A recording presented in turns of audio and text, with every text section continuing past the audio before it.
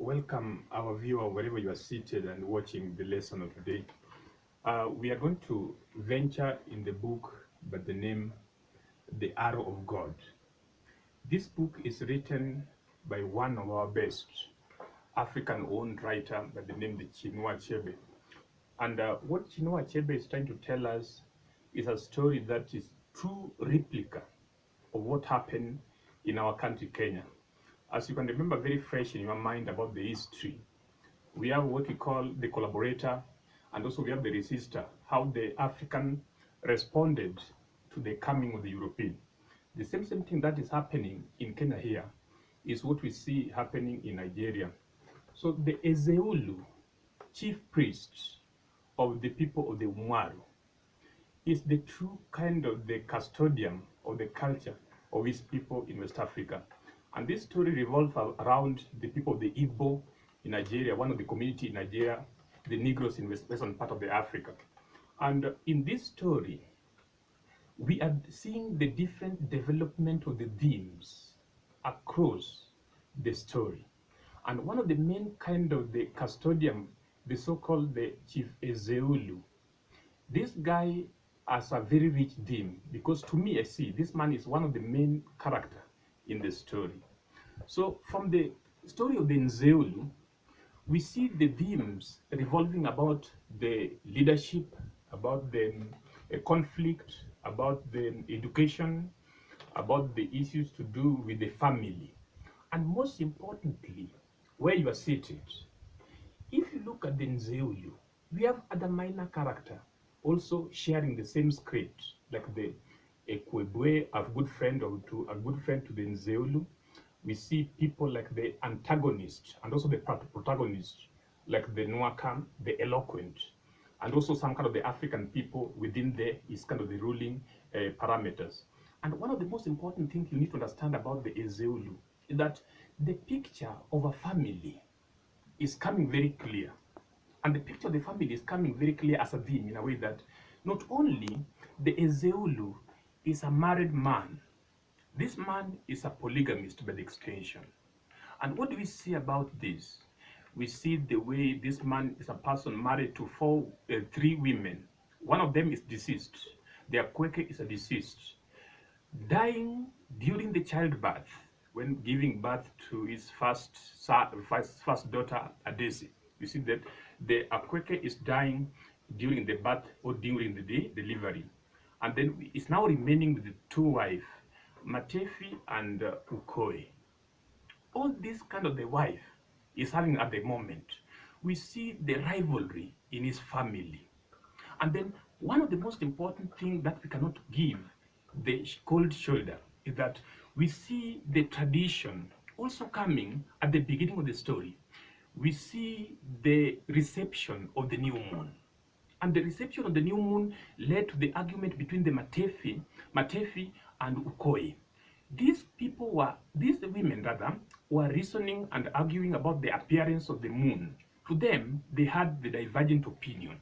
And one of the most important things you need to understand about that is that the role of the chief priest, upon seeing the moon, the chief priest, the Ezeulu, took the sacred yam, roast it and eat it alone.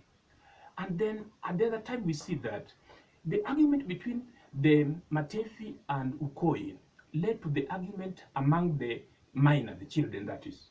They're even questioning themselves that is the moon killing people? Those are the questions the children were asking themselves about the argument that ensued between the two. And apart from that, in the Nzulu family, we see he had children. Those children are the minor character, and each and every child has a story to be talked about. Look at the Edogo. This was the first and the eldest son to the Zulu. Through Edogo, we see the predicaments. We see the predicament about this a person who has lost the firstborn. He lost the firstborn, and the secondborn was also ailing. So we see Edogo as a person devastated. His experience was quite detrimental, in a way that he even questioned himself that whether the gods has left him for the dogs. And apart from that, from Edogo, we also see the culture, the theme of the artistry. This guy was somebody very creative. He could carve the deity head. That brought a lot of the argument. People are even saying that he was doing something quite God forbid, in a way that he's carving the head of the deity in the name of the sculptor. So the creativity in Edogo is being highlighted in that angle. And apart from that, we can see Edogo as the voice of the reasoning. And the main reason why you can see that Edogo is a voice of the reasoning is because you can remember when he was compelled by the dad that according to the Ezeulu was saying that during the time when Edogo was hidden somewhere, carving the head of the deity, he had Anosi, the village gossip, who was talking about bad-mouthing the family, the name of the family. Then, according to the version of Ezeulu, he thought that Edogo would have attacked the people talking ill about their family, a point that Edogo refuted and refused to yield. Then, apart from that, we are also seeing some kind of brewing tension in the Ezeulu family. And this kind of the brewing tension in the Ezeulu family is brought about by the issues to do with what we call the apparent heir of the throne upon the succession. And apart from that, who was the favorite of the Zulu in the future leadership of the Umwaru? We see the gospel truth about this issue. The leadership is soon being given to the Nwaka, the youngest. And this we get from the argument and from the discussion they had with his friend Akwebwe, that according to the Nzeulu, he was saying that the leadership of the Mwaru would be soon be given and inherited to the Nwaka, the youngest, appointed. This kind of the point led to the gray areas. And we could see that the Edogo wasn't happy with the same. And apart from that, we are seeing the Ezeulu as a leader, and a leader of the Umwaru. And apart from being a leader, we see the Nzeulu as a leader to his family. And apart from that, we see Nzeulu as a person, encyclopedia of the wisdom. Look at what happened when the Nwaka mobilized the community. That the Nwaka, the eloquent, and the chief priest of the Edimili, Ezidemili, these two people were of the different opinion. They thought that the land dispute between the Umwaru and the Okperi was supposed to be tackled by an eye for an eye. That they were preempting that the two communities could engage in war to solve the tussle between the two. And here we come and we see that the voice of Nzeulu was the voice of the reasoning. He refuted and he refused blatantly. But because of the tongue of the Nwaka, the eloquent, he convinced the village and paraded them against the Nzeulu advice.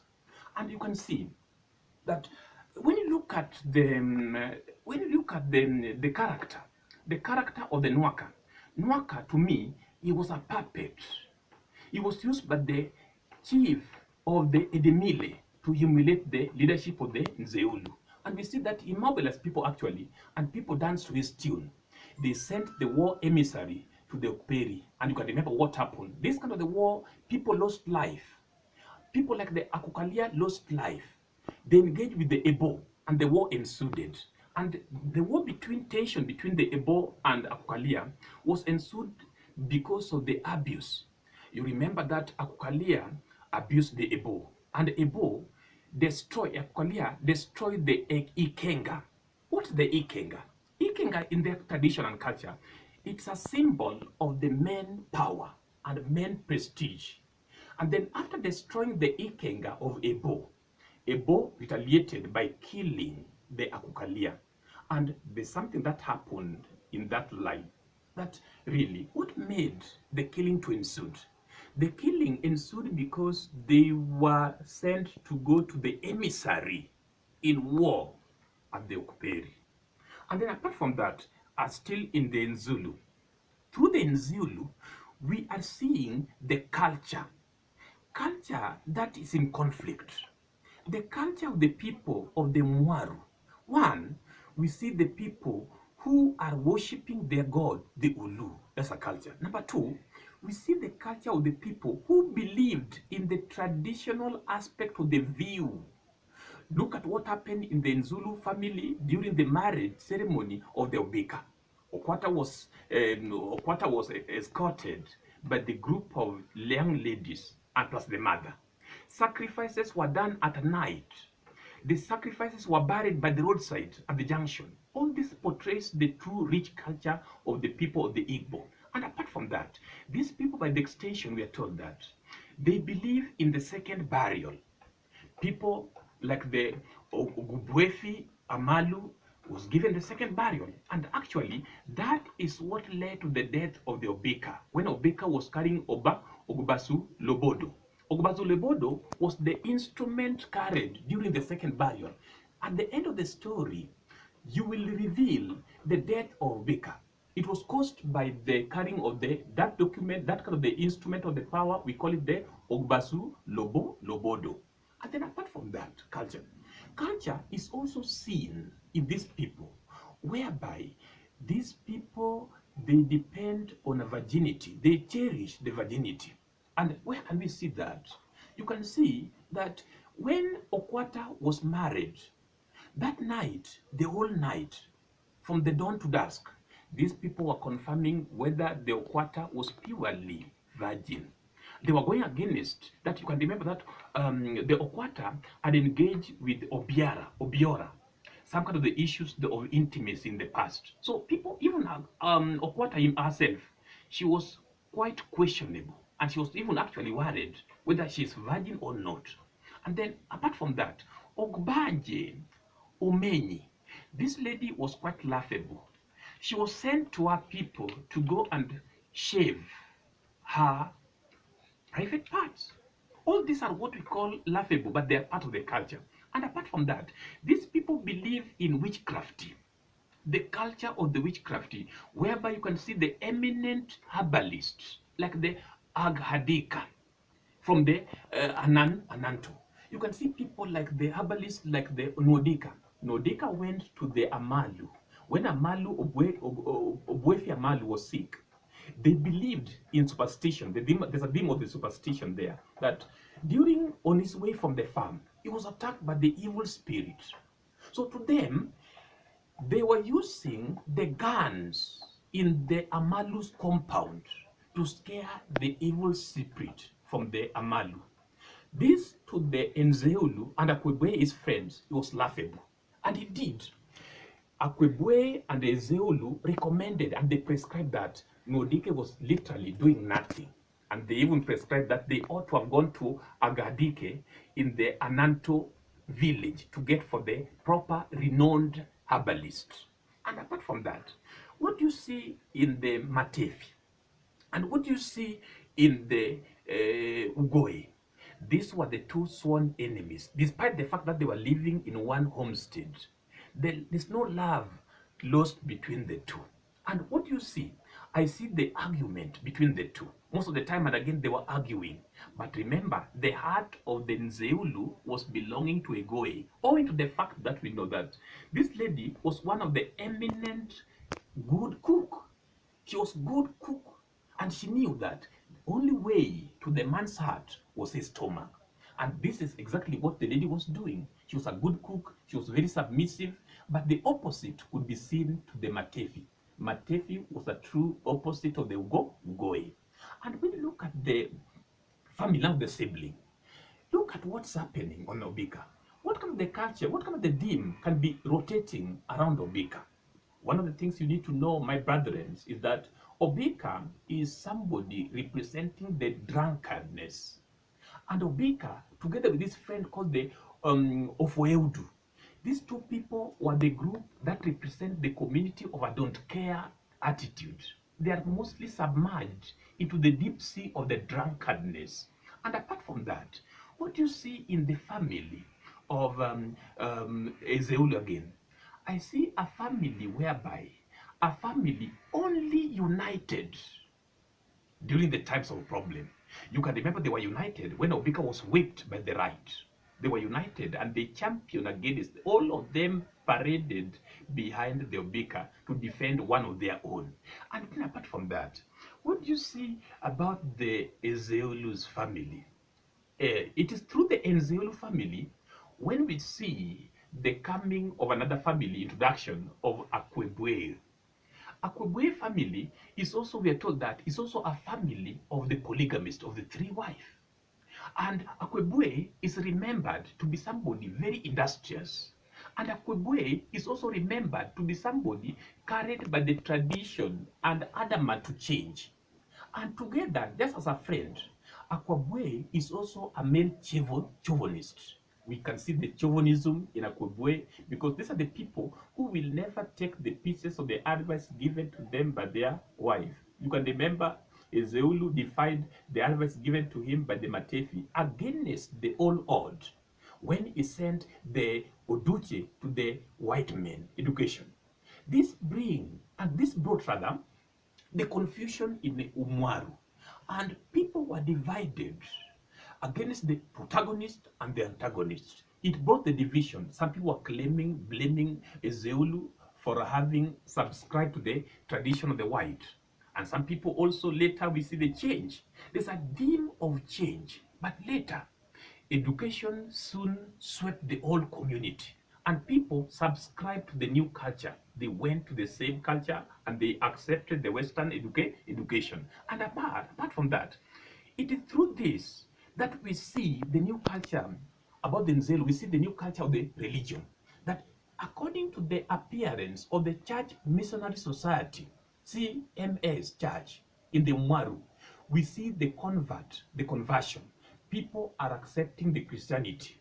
And people, all and sundry, were even, actually they were surprised to see that Oduche is going to accept the Christianity, Oduche is going to accept education. All these were done through somebody who was supposed to be the custodian of the culture. Then apart from that, we see what? Education we see from the Oduche, we see the Christianity coming, inroads of the Christianity coming to the people. And apart from that, what we see to the Ekwebwe friend back, we see a dedicated man, and we see a person working tediously in his farm. After the end of the pumpkin festival, we are given the visitation. And Ezeulu is going to visit his good friend Ekwebwe. And upon reaching to his home, we actually see the two people engage in a discussion, a very friendly discussion. And also we see them breaking the kola nut. And then this nut in a tradition is a symbol of the hospitality. And then apart from that, we see the Ezeulu refusing to break the nut and proclaiming that according to their tradition, breaking the nut, the first nut on a visitation, is the role of the host. That's the culture. And apart from that, we see that Ezeulu is surprised with the harvest he's seeing in his friend. The Sidiam were very bounty. So these people had a bountiful harvest out of the sheer hard work. Then apart from that, what do we see? We see the colonization. Colonization is making inroads in Okperi as the headquarters. And through the colonization, we see the Winterbourne as the engineer of the process. And the Winterbourne, remember Makiu, he wasn't the overall. The overall of the leadership of the Umwaru was bestowed on HH, his honor, the lieutenant governor. This was the overall ruler about the issues pertaining the administration in the Umwaru. And then we are told that the British headquarters not only had the headquarters at the Umwaru, they were also having the leadership. And actually, what we see in Umwaru, to me, you can see it happening in Kikuyu land during the leadership of people like the Karuri Wagakure of Muranga. Exactly what happened there. During the leadership of the Wayaki Wainga of Dagoretti, exactly what's happening there. We see the Robert. Who is the Robert? Robert is a white man. Actually, this man by the extension is a superintendent of the police. And we see somebody by the name the Wade. Wade is a superintendent of the prison. And we also see somebody by the name the Wright. Wright is the public officer. All these are painting a clear picture of the colonial activity in the Umwaru. And by extension, we may talk about the road officers. road overseers. We can talk about the people like the Macmillan. Remember, the John Macmillan is a minor character that we need to look into depth. This man was the predecessor of the Clark. And after his death in Africa, he died owing to the cerebral malaria. Then he was succeeded by somebody by the name the Clark. But through the Clark and through the entire administration of the British, we can see there are more things revolving around them, like the infidelity and immorality. Immorality, that they say that one of the common denominator among the colonialists, the white, was that these people were immoral, with the exception of who? With the exception of the Winterbourne. We are told that Winterbourne was only the one quite upright morally. But remember, the writer is giving us a contrast. And what's the contrast there? That Winterbourne was moral. But what about his wife? His wife was the opposite. While on the emissary to the Cameroon, we are revealing that there was a British tussle between the Germany in Cameroon. So Winterbourne was one of the people sent actually to the Cameroon, to go and face the Germany in Cameroon. But while he was away, his wife was making the bountiful harvest of immorality back at home. She ventured immorality that even led to the divorce later. The family was scattered. And by the time we are writing the book, we are seeing the book, we are told that Winterbourne was languishing in loneliness and desperation, caused by the problem, caused by the broken family. And apart from that, we are told that we see the issues of the extortionists. And how is the issues of the extortionists coming in this area? That we also see that James Ikedi, one of our own, the African, after being appointed by the Winterbourne as one of the chosen best, he was educated actually, he changed to be the vampire. He changed to be the extortionist. Why do we call him the vampire? This was a true representation of the man-eat-man society, African turning against the African. And even they turned to be extortionist, corrupt, together with the road overseers, together with the right. These people were even intimidating African with the demolition if they don't pay the bribe. So all these are the iniquities in Africa, in our leaders. They were even going to a point whereby they were saying that if you don't pay the bribe, your house will be demolished. That was the voice of the road overseers. If you don't dance to what we want, you will be demolished. That was the voice of the right. And by extension, John Ikedi was now very brotish in the same length. What do we see about the culture of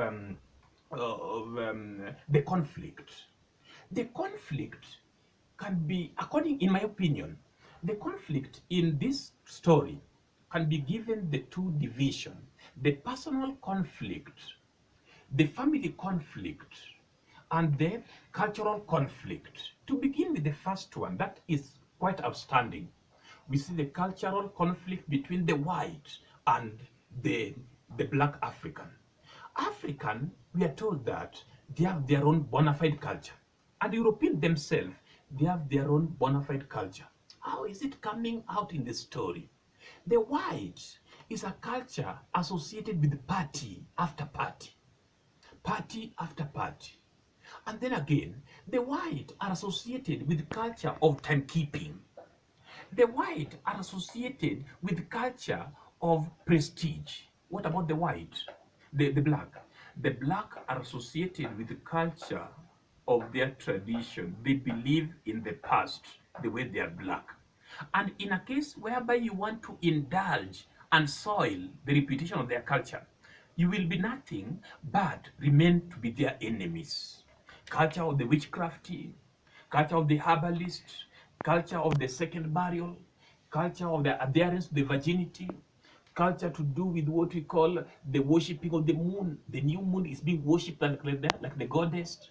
Culture of the sacrifice, culture of there are a lot of the culture actually in African continent. We are going to see the culture A against the culture B.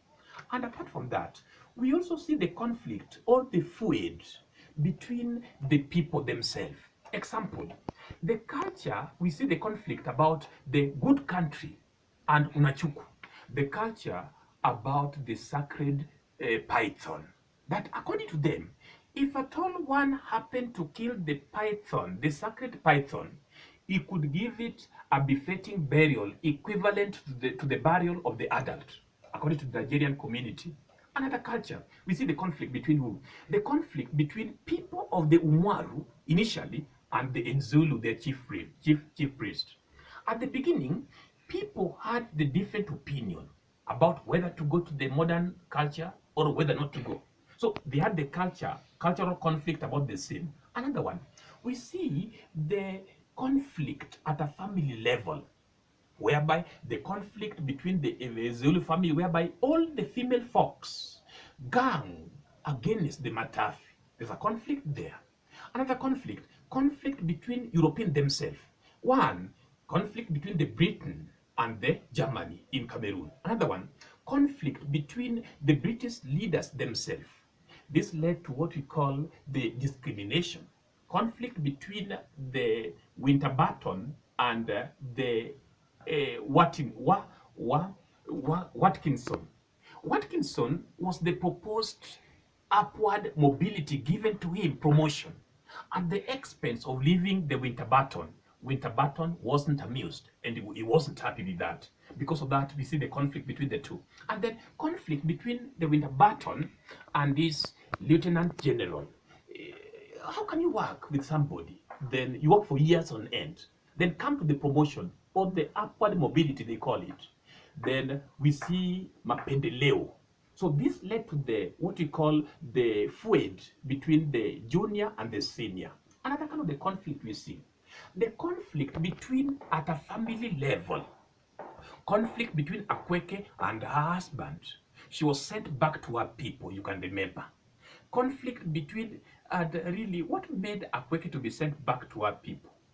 She was sent because her husband took her chicken, her cock, and used in sacrifice. Just imagine. And then she went back to her people because of that. Quite laughable, and also just in nature of the African, by the way, but quite laughable. Another one, the conflict between which people? Conflict between the two groups.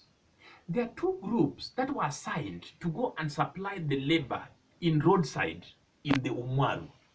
The first group led by the Unachuku and the second group led by the Obika and Ofweudu. The following morning, Obieka and Ofweudu overslept. They went to the site when it was now late. This culminated to his whipping. He was whipped because of that, going to the job late. And then what led to the problem? The problem rose because the two groups could not work in the same day. Two age groups were the sworn enemy. So there's no way they could work in the same day. So they were separated on a parallel day. That's a conflict as a kind of the theme in that kind of the story. Then apart from that, where do we see the conflict? We see the conflict between the Ebo and the Akukalia. The Ebo is going to Akukalia. And what's happening here? That the Ebo is abusing Akukalia as the castrated bull. Just imagine. Because of his impotence. Then at the same time, Akukalia is responding by breaking his ikenga. The feud and conflict is painted there. This led to the death of the latter. He was killed because of that. Another kind of the conflict between people of Umwaru about whether to go for the war or not to go for the war. That's a conflict. They wanted to go for the war. Some of them never wanted to go for the war. But then, I know you know the person who won the argument. Then Ezeulo was left alone. They went for the war. Then Calamity soon attacked them. They were killed. People were killed. Then another one here. We see the culture of the stereotypes. The stereotypes culture is coming very clear here. This is the belief in issues to do with supernatural powers. And where do you see the stereotypes to them? The beginning of the story is the onset and the genesis of the stereotype. People who believe in the appearance of the moon. That's a stereotype. That it depends with the appearance of the moon, dictates a lot. Hiyo ni stereotype. Stereotype ya pili is about what we call the issues to do with the witchcraft. Ati Amalu on his way from the farm, attacked by the evil spirit. That's a stereotype. Number 3, we see the stereotype about these people even believe in rainmaking. That there's some people who are professional and expert in that. They can make the rain. That's a stereotype. Another one, when somebody is sick, the evil spirit can be sent away from you using a mere gunshot. That's a stereotype. Another stereotype is about what? A stereotype about, you can talk about hanging the charm. That when Ogbuefi Amalu was sick, in his house was the bamboo bed, lying desperately, breathing his last breath. Hanging the charm was the option Nwadike was having. He hung the charm around his house. And apart from that, he also shoot the gun, not once, not twice, in the name of scaring the evil. That is a stereotype to me. Again, apart from that again, these people also believed in burying the sacrifice. That you take the cock, you bury. You take the cock, you bury. The first time the bride joined the family. You must do the sacrifice at night. Those are the stereotypes in the story. Then apart from that, what do we see as a kind of what you call the theme here? I see the theme of the issues of the immorality. I think I've talked about the theme of immorality. You can talk theme of immorality. Talk about the two issues here. Talk about the Winterbourne's wife, promiscuous when she was alone. Then talk about the issues to do with the right, beating the African men, beating them, that is. And then beating the African men and also sleeping with their wife. That is a quite element of the clear symbol of the morality. But not only the right, we are told that also other British leadership were also following the suit. Otherwise, in our next lesson tomorrow, we will talk about the character and their attribute in the story in our next lesson tomorrow. And also stylistic device, probably the lesson after tomorrow. And I wish you the best endeavor where you are. Stay safe, stay free, and also most importantly, let us have a very interactive lesson. You can ask questions, actually. You can also discuss together because together we work far and wide. Have a good day. Thank you.